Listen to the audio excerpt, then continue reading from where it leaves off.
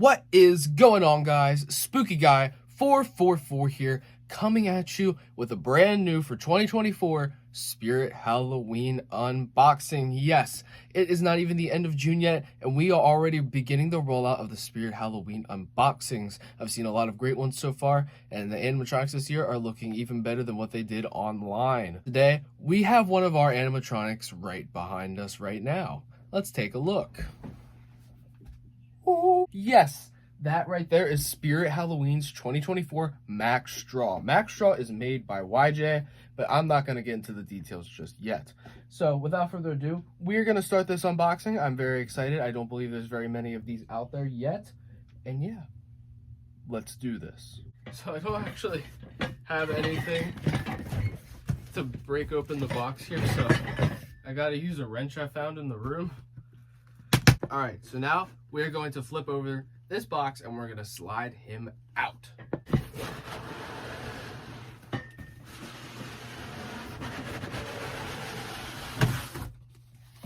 Oh no, you guys got the back. Hold on. And here he is. This is Spirit Halloween's 2024 Mack Straw. And this box is super small for his size. So I'm super excited to get in this because this already looks like a nice and compact animatronic. So now we're going to get him out and we're going to go over all of his parts. All right, so I've actually made the executive decision to bring this outside so that I actually have room to set this up. So with that being said, I do apologize if it's really windy and it's messing with the audio. I'm trying my best here, I promise, but let's get into the parts. So he actually features a slide out box, which is pretty nice. I actually really am happy he does that. It makes a lot of these prop setups a lot more convenient when you just have to pull a mini box out of the other box without having to really worry about grabbing anything. But let's go over the parts. Instructions, don't think we'll need those, but there they are.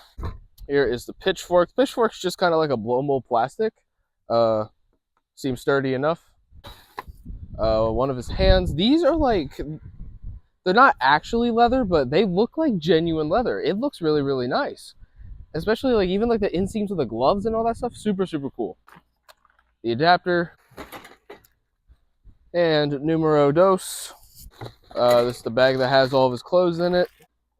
Main control box piece, and something that a lot of people on YouTube have been negating to mention that I think is a really big deal. He is outdoor rated. Let me get a close-up look at you guys for that there. But as you can see here, he has adapter covers so that water doesn't get in. So this prop is actually outdoor rated, which is a massive benefit for people like me who have outdoor haunts that need stuff that can last out in the weather. This is awesome. Here's pole number 1. And here's all the other poles, and I'm just going to say it now. These poles are some of the highest quality poles I think I've ever put in my hands. These are insane. It's awesome that YJ actually went ahead and painted these to look like wood, but the metal that these things are is ridiculously thick. I have never felt metal like this in my life. Here's some of the stakes. He has 4 stakes for each corner of his base, but we're not going to use them in this unboxing more than likely, but I just thought that I would show them anyway. And here's the base. Base is looking pretty sturdy. Nice all-around welds. Very, very nice. Love to see that. Shabooby. And finally, here is the head. Oh, yeah. Let's get a good look at that head. The head is super detailed. It is a nice plastic, hard plastic blow mold material. And then the hat is nice and thick felt as well. This is a great-looking head. Super creepy head. Cannot wait to set this guy up. And that is what we're going to do now. We are now going to get into the setup of Mack Straw. Here we go. So we're going to start with putting these 2 pieces that don't actually have any sort of, what's it called, hook and loop fasteners. We're just going to put these 2 on first. And then these ones are the same size, so it doesn't matter which way you put them on, but they're going to come on second. And it looks like they're going to have the base standing like that almost. We're going to put on the second hand like so, and then at the very, very tippy top we're going to put his pitchfork, which is just going to sit on there like that. Very, very nice stuff. You can't really see it out of frame, but we'll get better shots once we do a really in-depth review of them here. What you're actually going to want to do is put on the hands first, which is really interesting, but I kind of understand why. So hand number 1, I'm just going to put up here. They are pretty much the same. You just kind of got to make sure that this piece in the back here is up, the prong. You gotta make sure the prong is upward. because he's almost like using his arms as like a support. And now this one here is going to go on like so.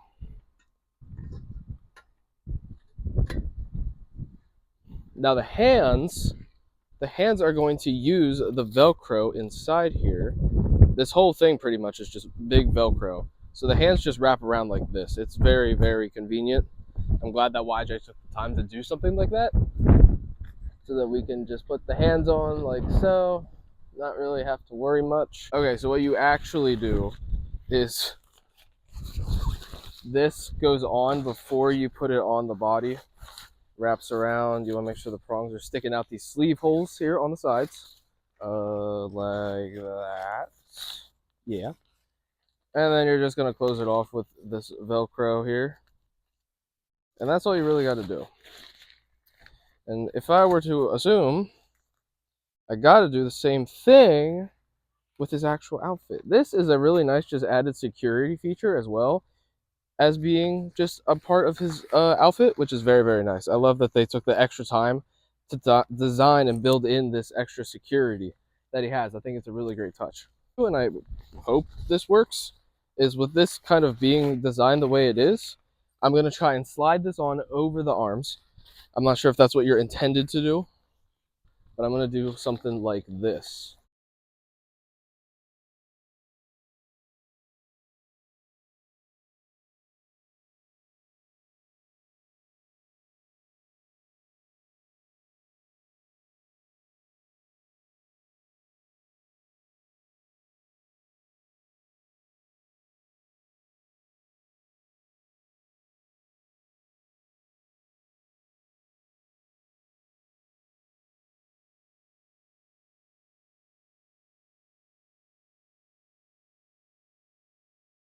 And now that we have done something like that, what I'm going to do now is put the body on, which, whew, this has been a pain, man.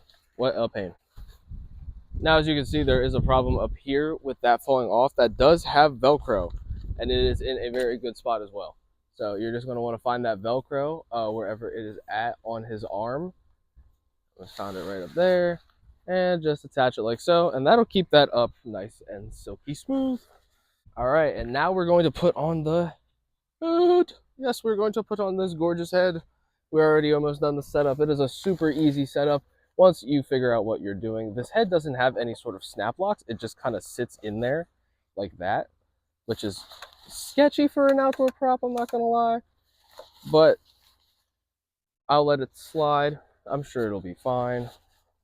Now, the last step, we are going to put on his neck ruffle, which just should go on like so here on this way, so that you have the IR sensor sticking out.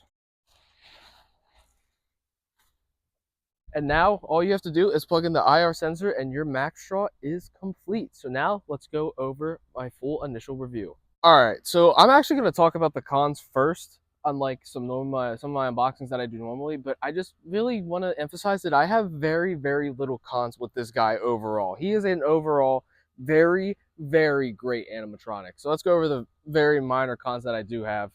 Minor con number one being the paint job isn't that great on him. I think it kind of looks a lot worse than what it did on the boxes. However, I think that's also something to do with these being very early first batches, and I'm sure that they were just rushed out, because I've been seeing the issues with Cotton Candy Dan's as well.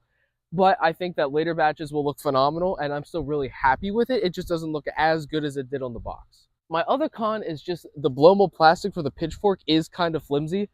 I would say that that's a very small con, but like it's not going to go anywhere, and it's not going to like get destroyed in the elements. And then my last con is honestly, I thought he'd be taller. That's actually pretty much it. I thought that he would be taller. He's 7'9" to the top of the pitchfork, which is tall, don't get me wrong, but Mack Straw himself is probably just shy of 6 feet, as I am 5'9". So yeah, he's definitely not the tallest. I thought he'd be a lot taller, but I still think that he's still a great prop. And now I'm going to talk about all of the pros, because there is a lot of pros. First of all, he's outdoor rated. Obviously, I have a strong bias for any animatronic that is outdoor rated. They are one of my favorite animatronics, hands down, are the ones that I can last in the weather. And he is not the only one. Gravestone Ghoul and the Giant Death Ray are also outdoor rated from Spirit this season. The leather gloves on him look real. especially from far away. Up close, you can kind of tell that it's just like a printed on design, but they do look really nice and really, really detailed. The animation is really creepy. The laughter is really creepy. And his actual face sculpt is phenomenal. He has one of the greatest looking sculpts I've seen on a Scarecrow prop, period. And lastly, his build in general is just fantastic. He is one of the best quality Spirit Halloween animatronics ever made, and I stand by that. All around welding, super thick metal poles. He's in wind right now, and he's not even like moving. And I don't have him staked down either. He does come with stakes, but he is not staked down at all right now. And he is a trooper in the weather right now. The fact, as you can see, look, like he's flying everywhere, but like the whole hull is just staying completely still. He is really heavy, even for his compact size, which is a great thing. I would say he's about 25, 30 pounds. The outfit is a very nice, thick, almost inflatable fabric style material that they use for all of the outdoor products, even every company that does it. So it just came out phenomenal. I think that he is a great Scarecrow, one of the best Scarecrows by any company, hands down. He is made by YJ, Young Jung Arts and Crafts, which is a great redemption arc from last year, their only prop being Grave Watcher. Yeah, this is super, super nice. Great animatronic. And now we're going to get into a demo. Here we go.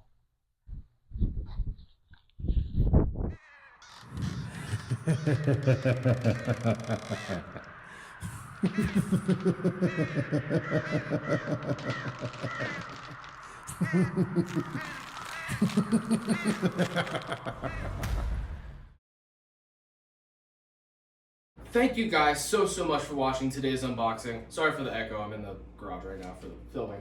But I want to do the outro in here just because this guy is great. He is such a great Scarecrow, and he exceeded all my expectations before a video came out. He really is a great animatronic. And also, one of the best built animatronics Spirit Halloween has ever sold. And at $180, you cannot go wrong getting this thing if you have any Harvest theme or you're just starting a collection. This is an essential piece for any haunter doing those kinds of things or starting up their collection. Like I said, just the quality is superb. Everything about him is superb. The speaker and audio quality is great. Everything is great about this guy, and I can't stress that enough. Thank you guys for watching today. I'm Spooky Guy 444. Stay tuned for later this week. I have a very special unboxing coming your way on Thursday. It is one of my crown jewels of the collection. I think you guys are going to be really excited with it. It is a professional prop. But speaking of professional props, he's not, but he's great. I'm Spooky Guy 444. I'll see you all next time. Goodbye.